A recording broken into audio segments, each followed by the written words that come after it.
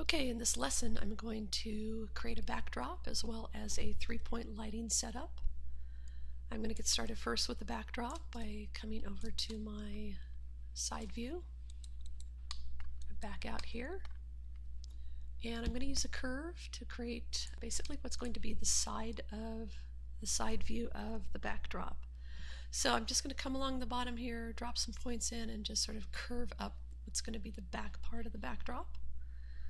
Okay, I'm going to hold the X key down and kind of snap these along the grid here. Kind of place them evenly apart. And from this point on, I'm going to kind of click and drag and create a soft sweep. And it's going to stay kind of angled back. I'm not going to angle it all the way at 90 degrees here. Leave it kind of like that. Hit enter. Let's grab the control points here, and they get a little messed up when you start pulling the curves, so they're not quite sitting on the grid right here. I'm just going to hit R on the keyboard. I'm going to flatten them. X or W on the keyboard, hold down the X key to snap them on the bottom grid. This one here I'm going to just grab and pull it up a little bit, and we just want a nice flow on our background, kind of like that. Let's pull this one up a little more, and actually drop this one down a little bit, like that. Okay, so that looks pretty good. That one out a little. Go back to object mode, go back to our perspective view. There it is in the center. Okay, I'm going to come over to my channel box. I'm going to move this over 50 units on the X, translate, and I'm going to duplicate it. It's Control D, and I'm just going to put a negative 50 in here and set that one on the opposite side. Okay, I'm going to shift select. I'm going to come under surfaces, loft option box. I have this set up to produce a polygon with control points on. Okay, loft that. It's faceted here because it's just a little too low poly, so I'm going to come under polygons and I'm going to smooth this out a couple times here. Alright, and then I'm just going to grab these three right here. I'm going to delete the history on them. Hide the curves, and we'll call this backdrop. Okay, let's give it its own material here. So I'm just going to assign a new material, and I'll go ahead and give it a blend, but I'm going to turn a lot of the things off, like reflectivity. I'm going to go ahead and turn that off, as well as specularity.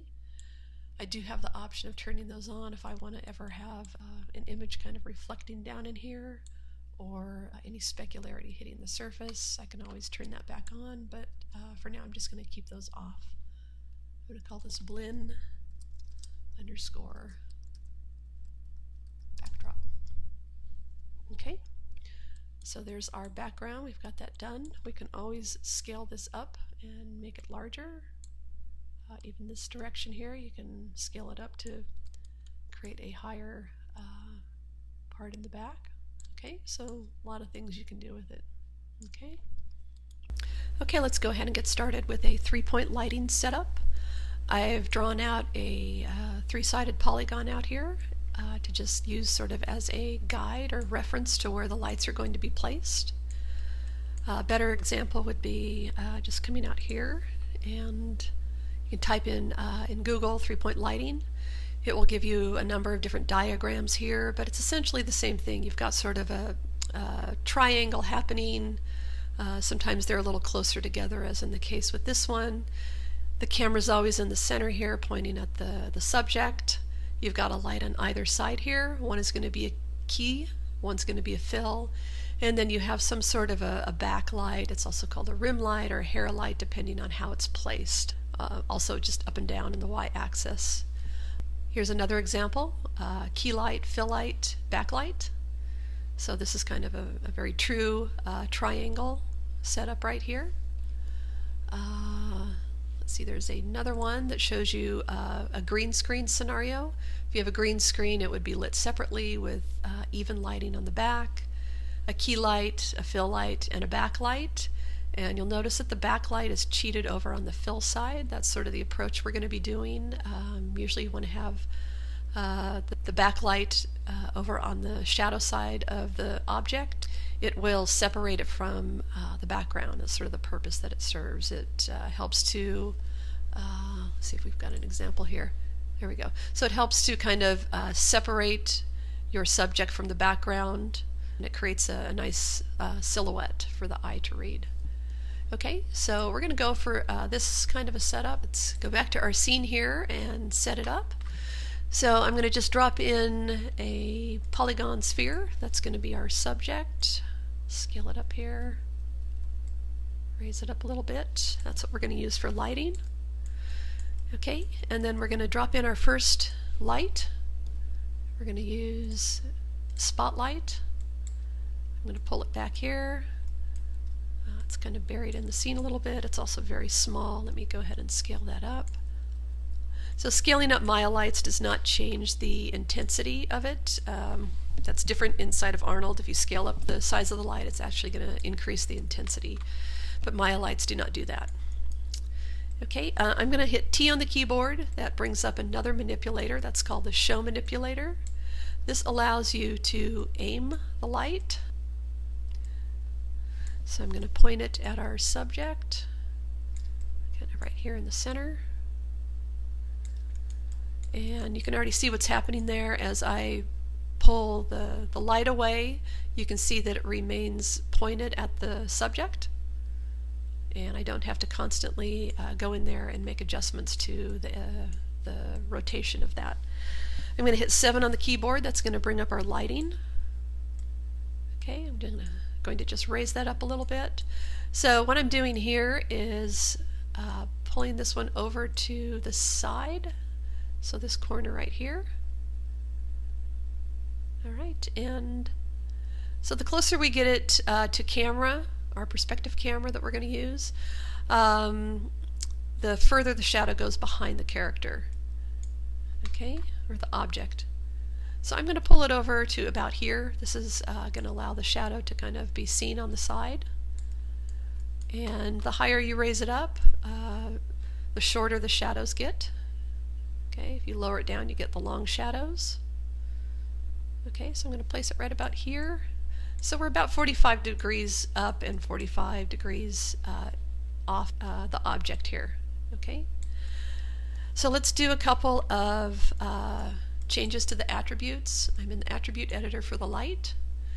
The first thing I'm going to do is change the decay rate. Right now there's no decay, so if we increase the intensity on this, we have an overall illumination going off into infinity, which is not physically accurate. Just bring that down. If I turn on quadratic decay rate, you can see that everything just went dark in the scene there. We actually have to kick this up quite a bit. I'm going to bring it up to about 8,000. Actually, it's probably going to be more like 10,000. Okay, it could probably even go up a little bit higher than that. Make sure you have your sRGB turned off. So if it's looking bright in your scene like that, that's not accurate. It's not going to render out that way. That's not a linear workflow. We want to shut this sRGB off, and this is how our images are going to write out, okay, as JPEGs. Okay, so at 10,000 with our quadratic decay rate, that looks pretty good. Just a little bit about, let's see, quadratic lighting. So I'm on 3drender.com. They have some good information out here about the Maya lights and shadows. If we scroll down here and we look at quadratic decay rate, so this is more physically accurate, kind of disbursement of light from distance away from the light source. It's also called inverse square decay. So when you're setting up a scenario for lighting, this is pretty much what you want to use if you're going to use Maya lights. If you're using Arnold, Arnold already has that built in. It is physically accurate already, so you don't have to worry about that. Okay, so I've got this on quadratic. The cone angle opens and closes the cone, as you can see. Penumbra is what we want to set next. I usually set that before I set my cone angle. And the penumbra is essentially just the fall off of the edge here from light to dark. So the higher the number, the softer it's going to look. If we take it up to 5, we can see it's starting to soften. If I want something really nice and soft like that, I can take it up to 20. And then I'll come in here and increase my cone angle to something like 80. Okay, so that looks pretty good. The last thing I'm going to do is come down to shadows. We're using ray trace shadows. I'm going to leave everything at default right now, but we are going to come back here and make adjustments to this once we have everything set up in the scene. Okay, so this is our key light. That's the strongest light in the scene. And I'm going to duplicate that with Control D. See, it just doubled up right there. I'm going to just slide it over to the other side, pretty much identical to where the other one is. So you can see the double shadows going on here. And in selecting this one here, this is going to be our fill light. So typically we want to see this at about half or below the intensity of the key light. I'm going to put it at 5,000. Okay, so you can see the intensity just dropped down, so did the density of the shadow. It dropped in half. Okay, typically we want to have lights, we want to have shadows on all lights. In this scenario right here, I'm going to kind of break that rule and turn this light off, turn this shadow off right here, so we just have one shadow casting on the ground. If this light gets any brighter than 50% of the key light, we would definitely want to shadow it because it's going to make the scene look a little odd without shadowing. But for what we're doing here, this should be fine. Okay, so I'm going to take the key light again, duplicate it with Control D, and this is going to be our backlight or the rim light. So I'm going to slide it over, and I actually want to bring this one down almost parallel to our subject. Okay, I might even raise this up a little bit so it's pretty much just shooting straight out. Okay, on the back side of the character or object. And I'm going to cheat it over to the shadow side a little bit. You can see it wrapping around here. Okay, so something like that. Okay, and you can see that it's illuminating the backdrop here in a way that it's not going to look nice once we render that. If I open up our render, that's not going to look very pretty. And we also want to turn on sRGB so it's more accurate. So let me just take this down. Okay, so let's turn this light off so it is only illuminating our subject and it's not illuminating the backdrop. Let's come under Windows, Relationship Editors, Light Linking, and we can just say Light Centric. This is actually a good time for us to name our lights here. So we've got a key light, a fill light, and I'm going to call this a rim light. Okay, so I'm going to select the rim light and I'm going to just click on backdrop. It's going to deselect it. It doesn't show up in the viewfinder here, or the viewport, but if I render it, we're going to see that it's gone.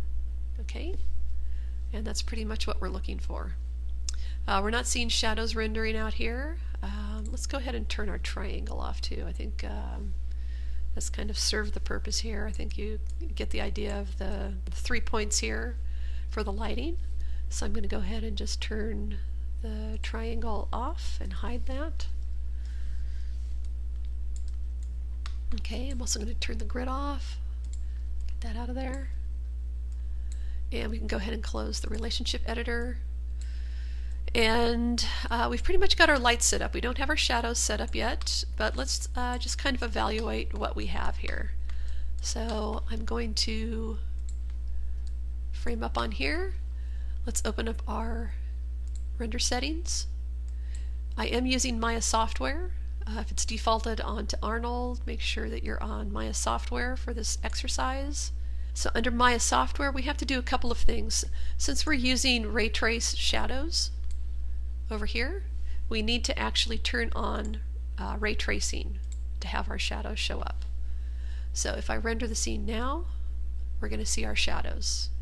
Alright, so we could actually take our key, our rim light, and wrap it around a little bit more. Check that again, and that looks pretty nice. So we have some nice separation going on from the background. So let's select our key light, and we're going to take the light radius up to 5. If we look at that, we can see that it's breaking the edge up, which is what we want. We want it to soften the edge, but it's got a lot of noise in it. So to correct that, we want to increase the shadow rays. Typically I go 4 times whatever the number is up here. I'll go times 4, so I'll put 20 in there, and that usually produces a pretty good result. You can see the render time increase there, but we've got kind of a nice quality to the shadow. We still have some anti-aliasing going on in our overall image quality. That has to do with this setting right here, so the edge anti-aliasing, we want to take that up to highest.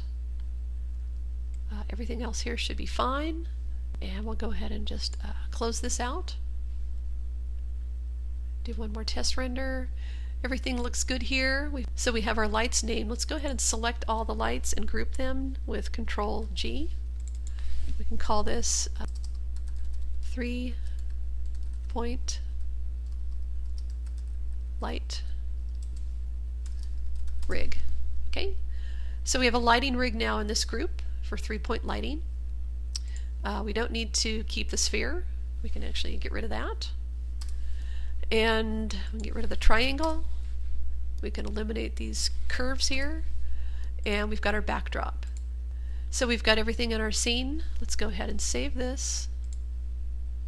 Save scene as.